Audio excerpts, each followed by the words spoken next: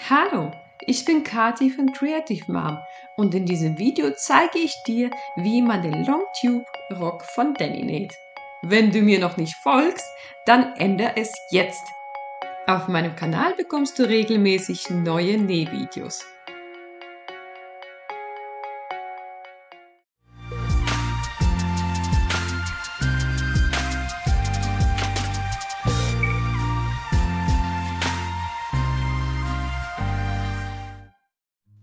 Ich erkläre euch erstmal, was ihr bei diesem Schnittmuster beachten müsst.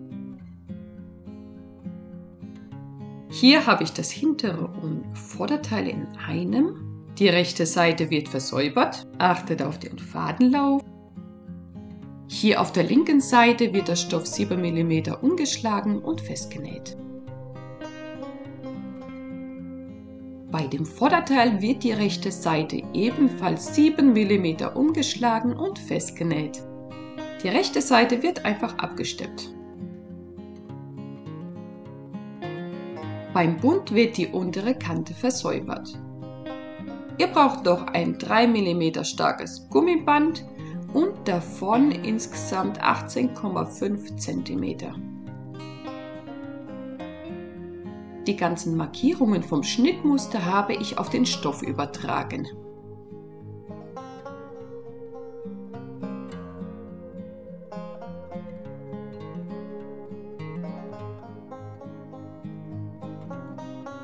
Als allererstes werde ich alle Kanten, die versäubert werden müssen, versäubern. Das mache ich mit meiner normalen Nähmaschine und zwar nutze ich da einen Fake Overlock Stich. Du kannst dafür natürlich auch eine Overlock-Maschine nehmen.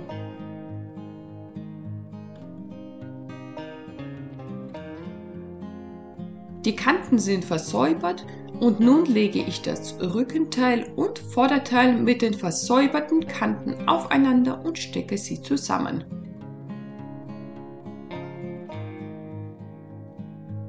Hier achte ich darauf, dass die Einschnitte im Stoff aufeinander passen.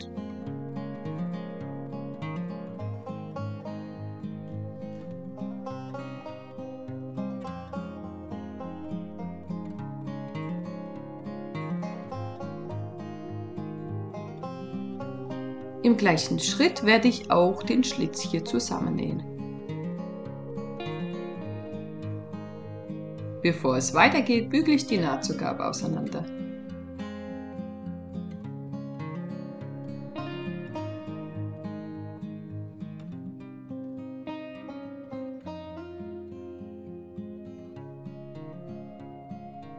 Als nächstes werde ich die äußere Kante 7 mm umschlagen und rundherum feststecken.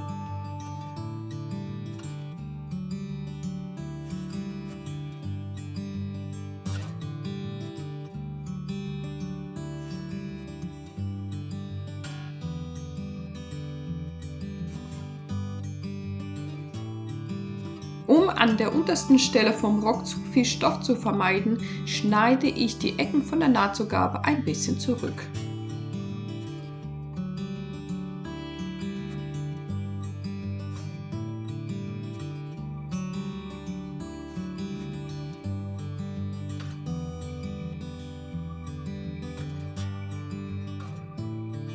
Bevor es nun an die Nähmaschine geht, werde ich den Rand noch einmal ordentlich bügeln. Hier achte ich aber darauf, dass ich nicht auf die Nadelköpfe komme, die sind nämlich aus Kunststoff und würden dabei schmelzen.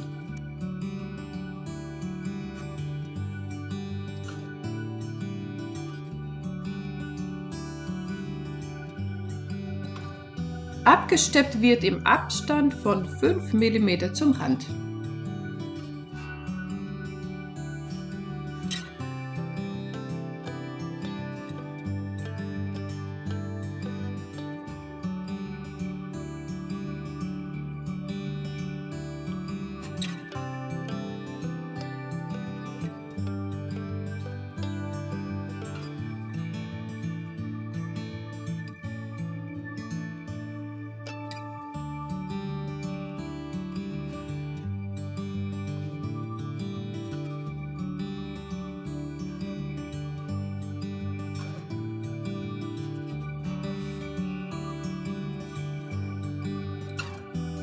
Nun müsst ihr hier nochmal auf das Schnittmuster achten. Ich habe die ganzen Markierungen von dem oberen Rand schon mit auf den Stoff übertragen, um es jetzt einfacher zusammensetzen zu können.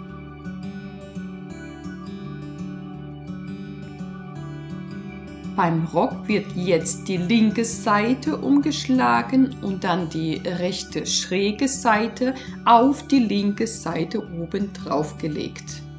Die schräge Seite wird an der Markierung festgesteckt.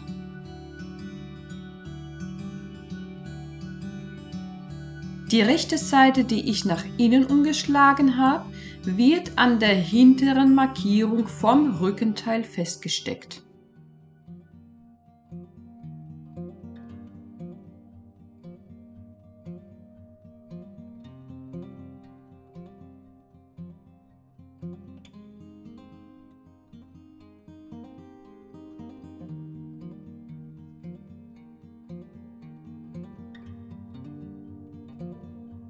Das Zusammengesteckte werde ich jetzt knappkantig zusammennähen. Hier eine kleine Anprobe, um zu sehen, wie der Rock bereits sitzt. Jetzt geht es mit dem Bund weiter.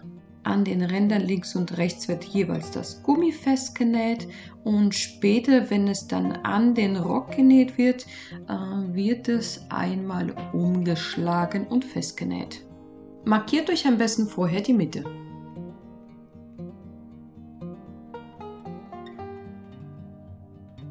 Ich lege das Gummi im Abstand von 5 mm zum oberen Rand an die äußere Kante und stecke sie hier fest.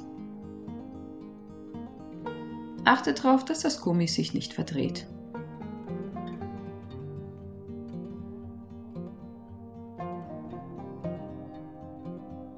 Das Gummi nähe ich mit ein paar Stichen fest. Jetzt muss natürlich der Bund auch an den Rock gesteckt werden. Hierfür würde ich euch empfehlen, die hintere Mitte vom Rock schon vorher zu markieren. Ich habe es leider vergessen, aber das ist kein Problem. Ich kann jetzt einfach den Rock zusammenlegen und die Mitte markieren.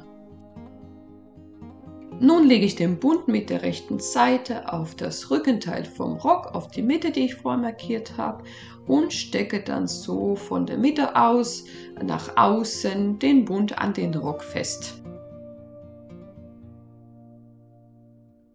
Am Ende angekommen, klappe ich 0,5 cm vom Bund um und stecke es fest. Das gleiche wiederhole ich auch mit der anderen Seite.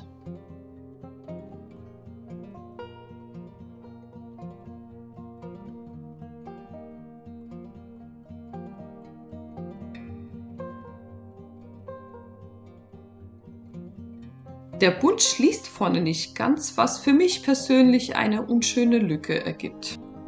Jetzt wird das Ganze mit 0,5 cm rundherum festgenäht.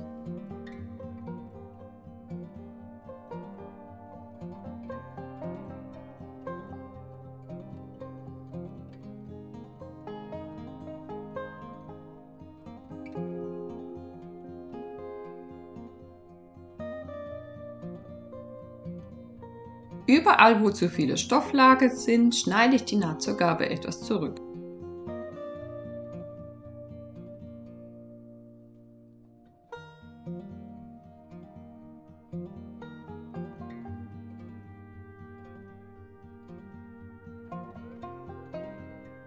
Den Bund und das Gummi klappe ich nach innen um und stecke es rundherum fest.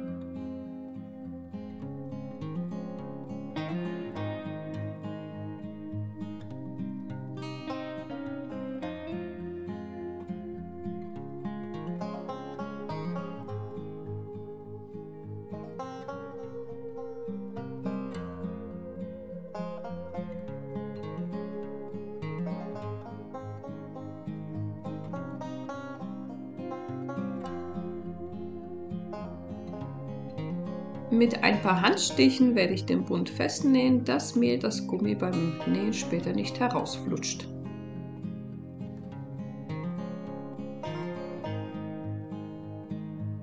Ich fange vor dem überlappenden Stoff an, weil dieser später nicht festgenäht wird, sondern ich werde unten drunter nähen.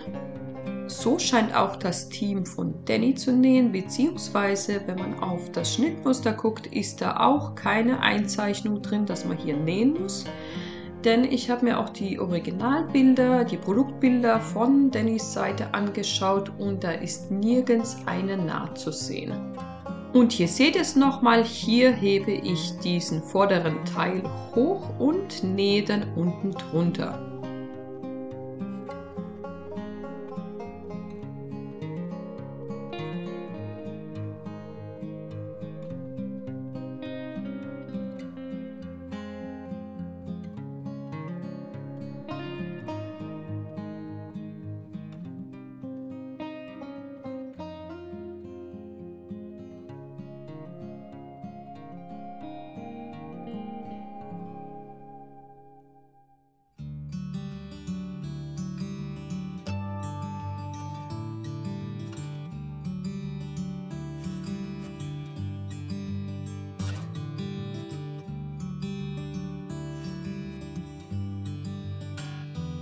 Mit der Nähmaschine beginne ich an der Schlitzseite, das heißt an der Seite anzunähen, nähe dann langsam rundherum, bis ich an diesen vorderen Stoffteil komme. Diesen werde ich anheben und so weit wie möglich weiternähen.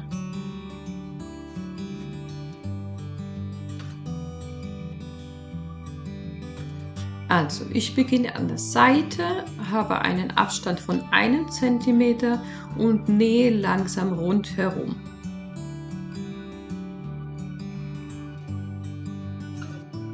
Vorne angekommen, hebe ich den vorderen Teil an und nähe unten drunter weiter.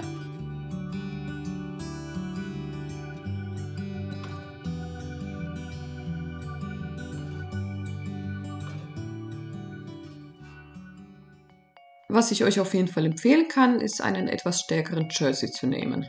Meiner ist sehr dünn und schlägt unschöne Wellen, die natürlich das Endergebnis dann ja ein bisschen versauen. Im Großen und Ganzen ist es natürlich wieder ein mega Schnittmuster von Danny und ich sage an dieser Stelle Dankeschön, dass wir dieses Schnittmuster kostenlos nutzen dürfen und uns unsere eigenen Sachen für die Puppen nähen können. Euch, meine Lieben, wünsche ich viel Spaß beim Nachnähen. Ich freue mich jetzt schon, eure tollen Werke zu sehen. Nutzt diesen Hashtag, damit auch ich das dann mitbekomme. In diesem Sinne, bye bye!